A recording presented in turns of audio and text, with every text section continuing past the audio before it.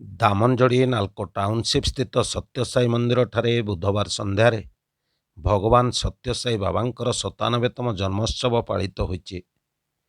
ଏହି ଅବସରରେ ବାବାଙ୍କର ପାରମ୍ପରିକ ପୂଜାର୍ଚ୍ଚନା, ରୀତିନୀତି ଆଦି ଅନୁଷ୍ଠିତ ହୋଇଥିଲା। ଏହା ସହିତ ବାବାଙ୍କର ଜଣାଣ ଓ ଛୋଟ ପିଲାମାନଙ୍କ ଦ୍ୱାରା ନୃତ୍ୟ ପରିବେଷଣ ହୋଇଥିଲା।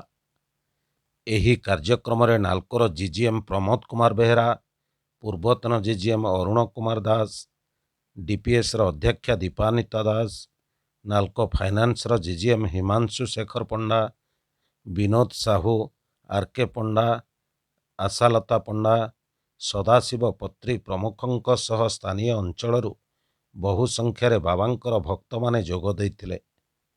ଜିଗ୍ନେଶ ଓ ସାଇ କ୍ରିଷ୍ଣାଙ୍କ ସହ ଛୋଟ ପିଲାମାନେ ନୃତ୍ୟ ପରିବେଷଣ କରିଥିଲେ।